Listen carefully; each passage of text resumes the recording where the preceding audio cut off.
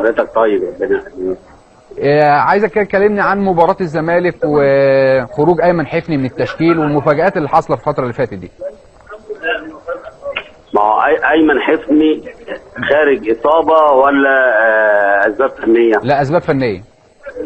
اسباب فنيه، دي حاجه وجهه نظر طبعا مدير فني ويحترم، لان هو لسه جاي وعايز يعرف كل مستويات اللعيبه اللي هي عنده يعني.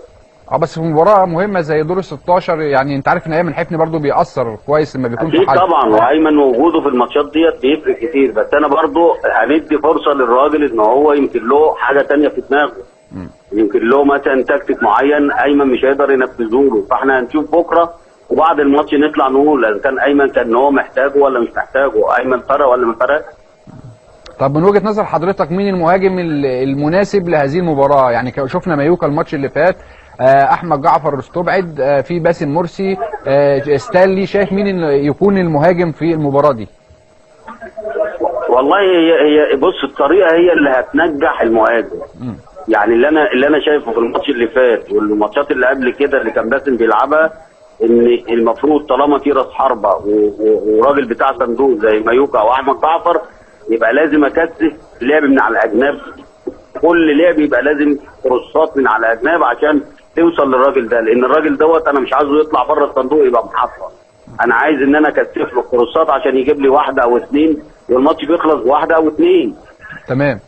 فهي طريقه اللعب كلها ان اللعب كان بيبقى منحصر في نص الملعب، عشان كده بيتظلم اللي هو الراس حربه، لان الراس حربه مش مطالب بيه ان هو يقف على الكوره زي اجاي كده ويلف ويعمل للي جاي ولا لا. هو مايوكا ده كل الخطوره بتاعته في الصندوق. نفس الكلام احمد جعفر، نفس الكلام حسام باولو، نفس الكلام بس مرسي. فانا شايف ان الطريقه هي اللي مش خادمه اللعيبه دي ان هي تقدر تهدف وتبقى في مستواها. فعشان كده انا بيصعب عليا ان انت بتحكم على الراس حربه اللي هو ما جالوش واحده طول الماتش، وبعد كده اتفاجئ ان الناس تطلع تقول ان الراس حربه ما كانش كويس، سواء مايوكا او جعفر او باسم او باولو. طيب ايه رايك في اللياقه البدنيه لعيبه الزمالك؟ هل شايف انها علت مع اناسو شويه ولا شايف ان المستوى البدني لسه محتاج شويه تاهيل؟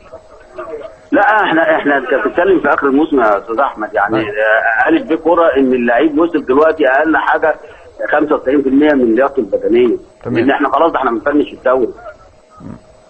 فقلت ان اللي يجي يضحك علينا دلوقتي ويقول لك لياقه بدنيه وانا بتك على اللياقه البدنيه، لا ده طبعا ده كل 3 ايام ماتش، ده حمل لوحده وارهاق لوحده، واخد بالك؟ فانا بقول لا دي حاجه ما حدش يتكلم في الحته دي، لان احنا في اخر الموسم. طب هل شايف ان الزمالك محتاج تدعيم بعد كده شويه عشان يقدر يكمل في البطوله الافريقيه؟ وايه المراكز اللي ممكن يحتاج فيها تدعيم؟ والله انا شايف ان هو لو الزمالك ركز في صفقه صالح جمعه، ولو هيدفع فيه مثلا 10 مليون جنيه ويجيبه، هو ده اللي هيبدا يظبط له كل الحاجات اللي ناقصه في فرقه نادي الزمالك. لان نادي الزمالك محتاج واحد زي صالح جمعه، لان احنا عايزين واحد في الحته دي يكون صانع العاب يبدا يربط بين الديفنس وخط الوسط والهجوم. فانت عايز واحد معلم في الحته دي هو اللي يعمل لك الكلام ده، هو صالح جمعه. بس مستوى صالح جمعه البدني مش مؤهله. اتمنى، لان انا عايز اتفرج على الراجل ده، لان الراجل ده لعيب كوره عالي قوي وفعلا احنا مفتقدينه، ولو لعب في الزمالك انا بقول لك هيلعب منتخب مصر وهو حاطط رجل على رجل. بس مشاكله كتير يا كابتن وسهراته كتير وكده. يا كابتن يا استاذ احمد اديله بعد كده. طب انت لما اديته السنه اللي فاتت الراجل تألق. ايوه. انا ماليش دعوه بالحياه الخاصه، انا ليا هو لو بيتمرن كويس ولاقي وش كويس ولاقي ان هو بيلعب طبيعي هيلتزم. ما كل لعيبه مصر بتسهر، يعني ما اشمعنى جت على دي. انا حاسبه في الملعب. لما اقول لك على حاجه، ما في الماتشات اللي كان بينزلها 10 دقايق وربع ساعه ما كان بيفرق، محمل هات وخد مع عبد الله السعيد وخلاه جاب جول، وعامل مره مش عارف مع مؤمن زكريا. ما الحاجات دي لازم تحسب يا جدعان، يعني الراجل بينزل وبيبقى له بصمه، بس احنا ما بنزورش عليها واحنا مش عايزين نديله يعني، او مش عايزين بمعنى اصح ان يبقى في واحد راس براس مع عبد الله السعيد، ما ينفعش. يعني انت شايف يا كابتن ان صالح جمعه ممكن يلعب على عبد الله؟ طبعا. يعني المستوى الاثنين دلوقتي اعلى، امكانياته تاهله ان هو يلعب على اي حد، وعلى ايمن حفني في الزمالك كمان لو كده. يعني سواء في الزمالك او في الاهلي يلعب على اي حد، سواء ايمن في الزمالك او عبد الله في الاهلي.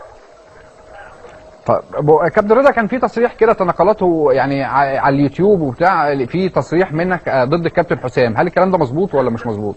ضد الكابتن حسام البدري. في ايه يا كابتن؟ يعني كان تصريح كده، مش عايز اذكر اللفظ، يعني انت مش عاجبك اداؤه التدريبي، يعني خلينا نقول كده احسن. لا يا جدعان، انت عارف ان المواقع دي يعني بتحرف الكلام، بتصور الكلام. ايوه. انا بقول ان الكابتن حسام بياخد الثلاثه بونت، ما عندوش متعه في الاداء، هو اهم حاجه ان بياخد الثلاثه بونت. ايوه. ملوش دعوه بجماليات الفرقه او جماليات الاداء. مع ان المفروض ان هو لما بيكسب مثلا زي الماتش الاخير ده، وضربت مثلا امبارح فيه ان انا كسبان 4، لازم ننزل بقى الناس الحريفه اللي هي تلعب تخلي الاداء عالي، يبقى لعبا ونتيجه. هم بقى بيحوروا ده، هم احرار. ايوه. يعني هم كل واحد بيحرف عشان طبعا الموقع بتاعه يشتغل ويبقى عليه نسبه مشاهده والكلام ده. انا مش مسؤول عن الكلام ده. انا حبيت بس عشان انت توضحها يعني. طب توقعاتك ايه للتشكيل بكره؟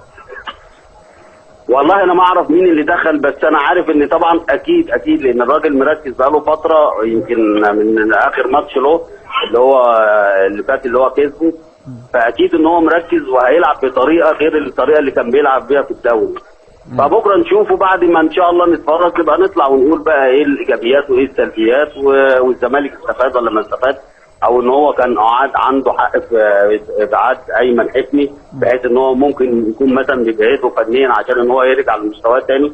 بس انا شايف ان ايمن عادي يعني، لان ايمن في الفتره الاخيره هو بيلعب وبيبقى في جاب بينه وبين نص الملعب والفيرود، فعشان كده ان الناس عايزاه يدافع والكلام ده. حتى في مقوله الفتره الاخيره يقول لك ايه، ان شيكابالا بيدافع. لا طبعا انا مش عايز شيكابالا يدافع، انا عايزه يهاجم ويجيب لي جوان ويعمل لي جوان.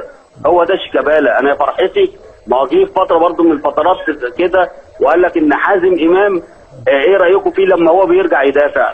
فالراجل اللي هو اللي كان بيمسك كوره وبيعمل الثرو باص وهو اللي بيجيب جون وبيعمل الجون، تيجي تقول لي يدافع؟ طب ما انت خلاص بقى، ما انت يبقى انت كده الحته اللي هي اللي قدام دي افتقدتها بالنسبه للحته الهجوميه، وافتقدت حته كمان المتعه، لان الناس دي بتعمل لك في الثلث الاخير حاجه بتصنع لك الفرق فيه. بس الجناح دلوقتي يا كابتن رضا بيدافع. يقول لك شيكابالا لا بيدافع والكلام ده بيضحك علينا، لان شيكابالا خطورته كلها ان يمسك ويعمل جول، ان يجيب جول، ان يخلي الفرقه تبقى عاليه جدا وتمسك كوره تبقى مستحوذه. بس لازم يكون له دور دفاع يا كابتن، لازم يكون له دور دفاع. 5 كور و6 كور، طب يا فرحتي، طب والانتاج ايه بقى؟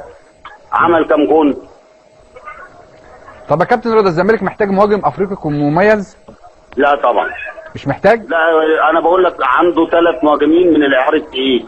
احمد جعفر، دولت مهاجمين صندوق، احمد جعفر ومايوكا وستانلي ومعاهم باسم اسمه ده احمد جعفر وباولو ومايوكا ومعاهم باسم. يعني هم مش عايزين فراوده، هي مش الحرفه ان انا اجيبه، مفيش فراوده اصلا في العالم، والعالم كله دلوقتي ما بيلعبش في الا